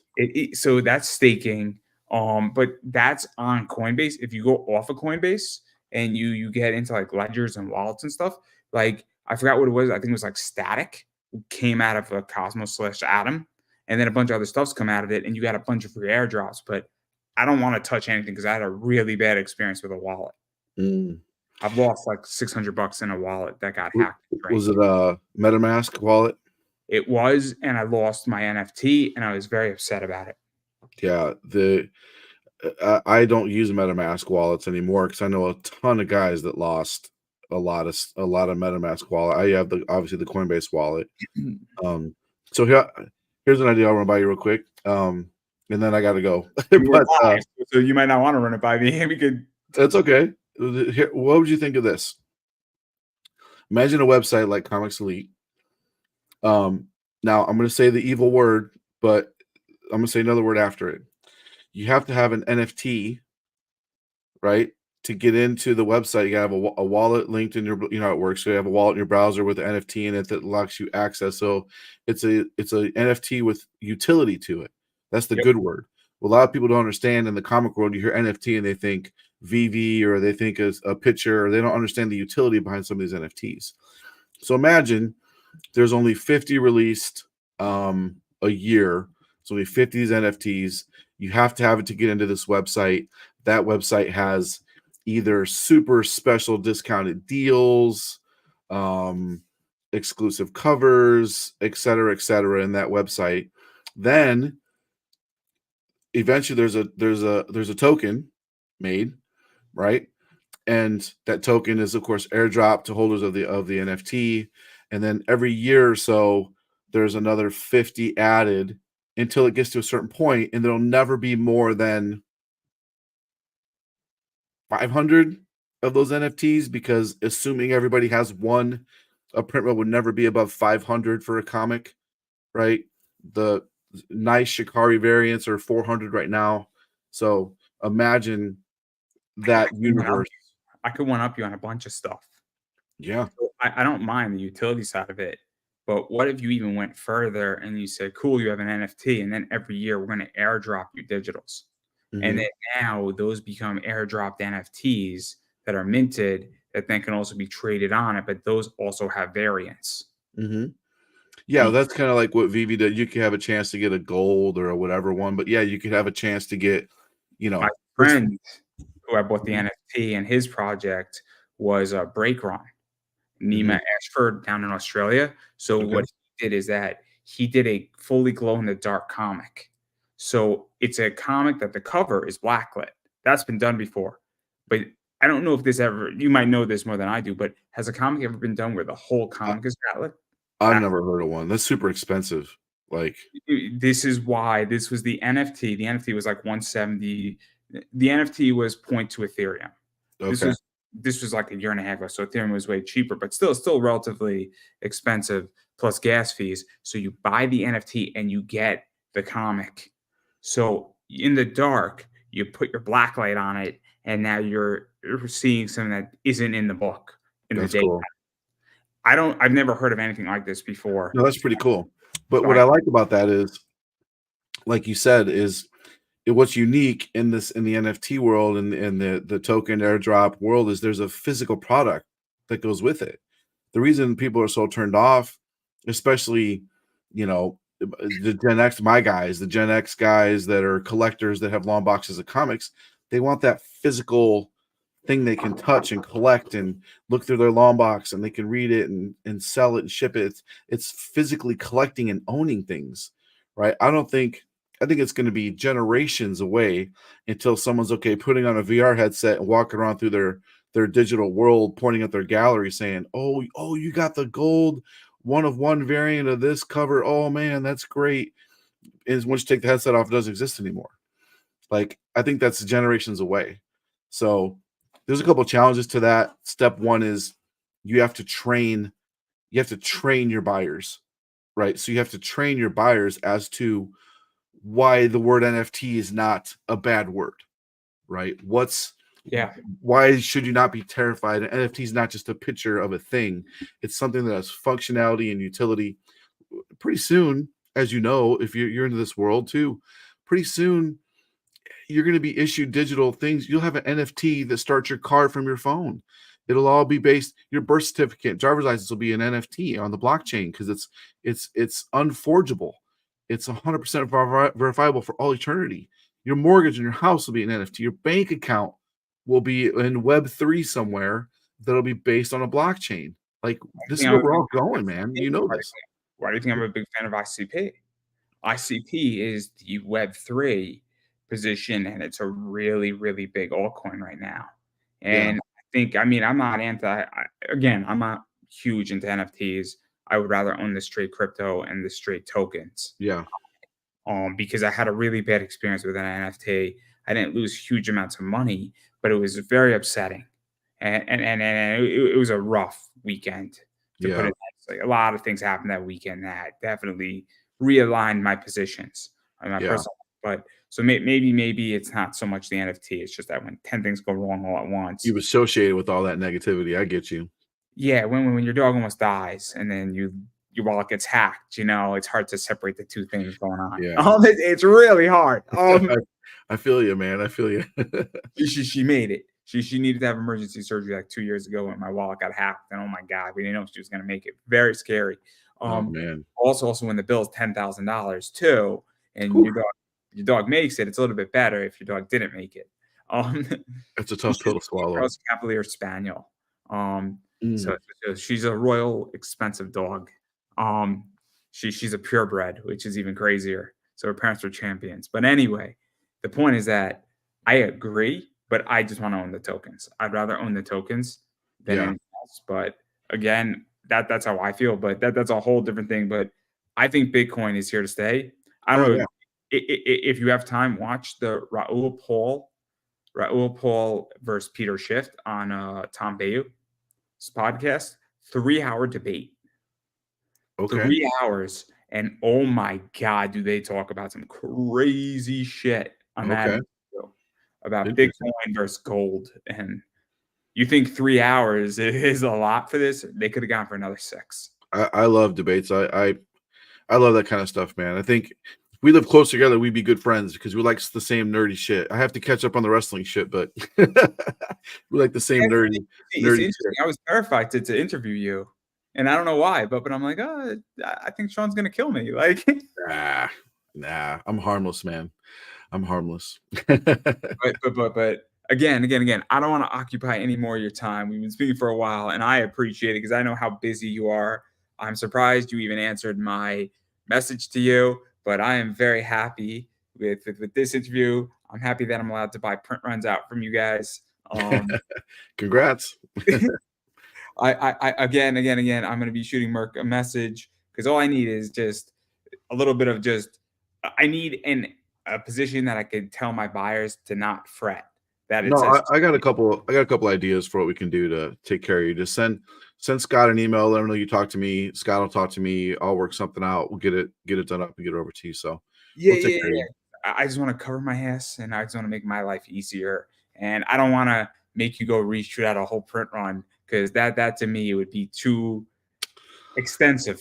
And you know, just that's one of those cases where I very rarely take a hard line on something. But if somebody, let's just say you were somebody else, if somebody would have said, "Hey, this needs to be redone. This is bullshit," I would have said, "Well, sorry, but we're not doing that." I would have responded. Let me explain to you the email that I would have done. I said, "Hey guys, I know that this was an error. What can we do to just protect me and make sure my buyers are aware?" Perfect. That's not a hard line, right? No, that's You perfect. said, "We're gonna refund you your money. Send the books back." I'd be like, Yeah. "Whoa!" No, that's great. And I love working with people like that. I do it all the time. You know, like it, as you know, you sell on eBay, so you know the customer service world. There are some complete total ass clowns out there that are just gigantic jerks. They think they're entitled to the world. This comic had a very slight nick on it. Okay, it's still a 9.6 to 9.8, right? There's a little tiny blemish on, not a spine tick that's breaking color, a little tiny thing that you can't see unless you have a magnifying glass. And you're like, I didn't promise you a 10.0 comic. I promised you a 9.8 comic. And anyway, there's a lot of jerks out there. And if someone's a jerk, I will just gladly say, here's your money back. Keep the books. You're blocked from the website. Have a great life. I'll never buy from you again. Good. I don't care if someone's a jerk. I try not to be that way. But then again, I've had things where like the book was like really crumpled in and like the corner was like, I can't, like, when a book is Oh yeah. Well, at that point, a 7.5.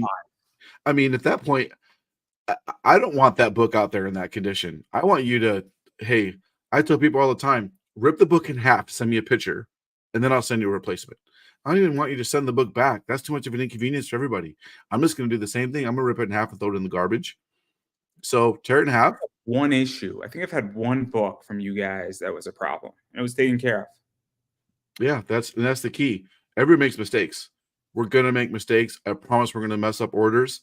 It's going to happen because humans are working this business, but it's how you handle those mistakes. It was taken care of. It wasn't an issue. And I was like, okay, cool. And you guys took care of it. And you sent me a new copy and it was fine. It's good to hear. I like it. I probably have the book too up here. I probably have the book and it's a great book. It's this one. Oh man, the Peach. I love that book. I love that book. I made a lot of money on that book too. He did a great job on that cover. That one flew under the radar. You know, I'll tell you, a lot of times Black Ops $90 book is what I sold it for. Well, Black Ops and Merc don't have the traffic that Comics Elite does. So if a cover, that's why I kind of started launching books on both platforms. But that one on Comics Elite. Yeah, if something sells out on Black Ops or on Comics Elite, sometimes I'll take some from Black Ops and put them on that on Comics website. But most time, I just let it sit. So there could be a big, healthy chunk of a print run sitting on Black Ops that nobody knows that website even exists. So guys like you can get in there, but swoop them, buy what you need to, put them on eBay, make a ton of money. I ain't mad at you, man. Go for it. Makes me happy. I'm probably gonna calm down for the next week. I gotta pay some debt down, and I gotta figure out before I go bankrupt. Because your books will sell, but sometimes it takes longer than I want them to. Yeah, And, sometimes slow burn, especially when it first comes out. Everybody has them up. You know how it is.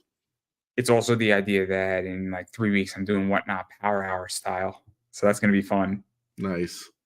I don't think anyone's going to come into my Whatnot, which is going to be great. But I digress. But enough about that. This is not about me, but I do want to give you a chance to promote yourself. Where can people find you, bother you, hit you up? You know what? Just go to comicselitecomics.com. You can find almost everything there. Comics Elite Comics. We got links to the Kickstarter up there. If not today, they will be tomorrow. For Double Impact. Double Impact's going to be exciting. If you really want to see some cool stuff, go to Black Ops Publishing and Merc Publishing. Also, they're all sister companies of Comics Elite, but flip sides of the same coin. However, they are definitely different sides. So lots of cool stuff out there. Love all the support. I'm so grateful for every person that's ever bought anything from us, because it just enables us to continue to make cool stuff. You know, if nobody supports us, I can't pay people. I can't hire new artists. I can't pay my mortgage. So I stopped making stuff. So luckily, everyone that supports, it's like a giant crowdfund, right? Everyone supports it. We get to make more stuff. Everybody supports it. We get to make more stuff. So I love the fandom. I love our buyers and sellers, and it's super fun, man. We get to do this for a living, which is super cool. I get to do it for a side hustle, so I'm jealous. Hey, you're probably making, from what you said, you're doing very well at your side hustle, sir. Congratulations. I am doing well enough, and then I don't see the fruit of that today, but I'm 31, and when I retire, I will have a lot of money to be absolutely free. So, Bro, I started this when I was 43. So you are way ahead of the game. Way ahead of the game. You're smart. You're innovating. Hey, I'm a fan of Andrew the Investor Davis. I am a fan of Shawn, so there we go. I say that because, again, I started out selling $2 Lego minifigs from Target. Yeah. And so, yeah, that's how I started out. So, but that's a different show for a different day. And if anybody wants to interview me, they know where to find me. And I guarantee you, I will be entertaining, charming, and funny. But I am not Johnny Depp, so I want to make that crystal clear. But That's because funny. I am definitely not getting sued by AH anytime soon. Yeah, I hear you. Good for you. And 2 was okay. It wasn't great. That's funny. But enough about that, because I do want to promote myself. This is my eBay store. And that elf may or may not be in a board game soon. So be on the lookout for that on Kickstarter, potentially in April. So that is my eBay store. So come shop with us on eBay, Pop Anime Comics Collectibles. I sell books like this in my store. I don't know. So I Nice. sell cards like this, but apparently people are telling me they can't see it. So I didn't see anything. Did you see anything? I know what you're talking about. All I saw was a Taylor Swift comic. And then I also sell books from Mount Olympus, and I bought out this print run too. All Cool. 15 of those. That's actually a Whatnot exclusive. So my Whatnot is Pop Anime Comics. I have this as well. I have all 10 of these, and these are error books. So I want to make that crystal clear. So Yes, that's they the are. official position on that. And I have others coming as well that are definitely exclusive. And again, my social media is Pop Anime Comics, Twitter, Instagram, Facebook, YouTube, Pop Anime Comics, TikTok. And I speak to a lot of people. And I will say this: I am having Bill Mouse and Steve Stern on next week. Cool. So I'm having Steve for the second time. I had him with Lamar Supreme the first time, and Lamar is a fascinating individual and one of the coolest artists who's been around that nobody knows. Nice. Bill Mouse. I've never met Bill Mouse, but I'm excited to interview Bill Mouse. So That's cool. with Steve Stern. So Zen is a great book, in a lot of ways, and it's a classic. It It's is classic, yeah. 30 plus years old. Been around for a minute.